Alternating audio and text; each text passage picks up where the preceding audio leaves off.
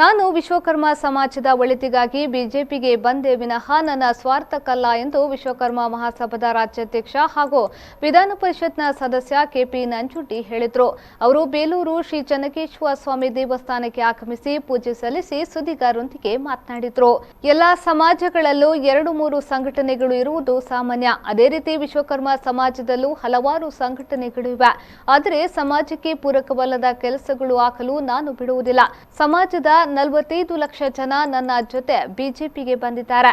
ಬಿಜೆಪಿಯ 105 ಶಾಸಕರು ಆಯ್ಕೆಯಾಗಿ ಬಂದಿದ್ದರಲ್ಲಿ ನಮ್ಮ ಸಮಾಜದ ಕೊಡುಗೆಯೂ ಸಾಕಷ್ಟಿದೆ. ಈ ಸರ್ಕಾರ ನಮ್ಮ ಸಮಾಜದ ಅಭಿವೃದ್ಧಿ ಪರ ಕೆಲಸ ಮಾಡುತ್ತಿದೆ. ಆದರೂ ಇದು ನನಗೆ ತೃಪ್ತಿ ತಂದಿಲ್ಲ.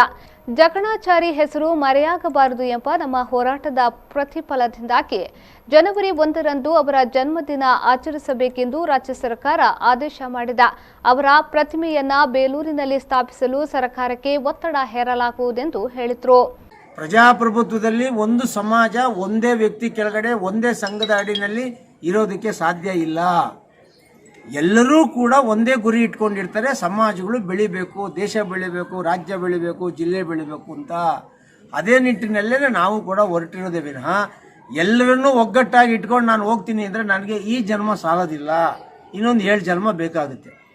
ಬಟ್ ಇನ್ನೂ ಒಂದು, ಇಡೀ ನಮ್ಮ ಸಮಾಜನೇ BJPಗೆ ಸೇರಿದೆ. 105 ಜನ ಆಯ್ಕೆ ಆಗಬೇಕು ಶಾಸಕರು ಅಂದರೆ ನಮ್ಮ ಶ್ರಮ ಇದೆ. ನಾ ಪರಿವರ್ತನಾ ರ್ಯಾಲಿನಲ್ಲಿ ಇಡೀ ರಾಜ್ಯ ಸುತ್ತಿದ್ದೀನಿ, ಚುನಾವಣೆಯಲ್ಲಿ ಇಡೀ ರಾಜ್ಯ ಸುತ್ತಿದ್ದೀನಿ.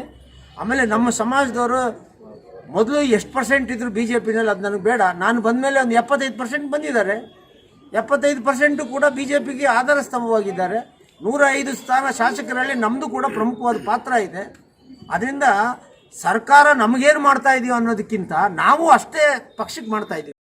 ಈ ಸಂದರ್ಭದಲ್ಲಿ ವಿಶ್ವಕರ್ಮ ಯುವ ಘಟಕದ ರಾಜ್ಯಾಧ್ಯಕ್ಷ ಶ್ರೀನಿವಾಸ್, ವಿಶ್ವಕರ್ಮ ಅಭಿವೃದ್ಧಿ ನಿಗಮದ ಜಿಲ್ಲಾ ಸದಸ್ಯ ಸ್ವಾಮಿ ಆಚಾರ್ಯ, ವಿಶ್ವಕರ್ಮ ಮಹಾಸಭಾದ ಮಾಜಿ ಅಧ್ಯಕ್ಷ ಯೋಗಾಚಾರಿ ಸುರೇಶ್ ಬೇಂದ್ರೆಚಾರ್, ಮಹೇಶ್, ಜಗದೀಶ್, ಯೋಗೀಶ್ ಮತ್ತಿತರರು ಉಪಸ್ಥಿತರಿದ್ದರು.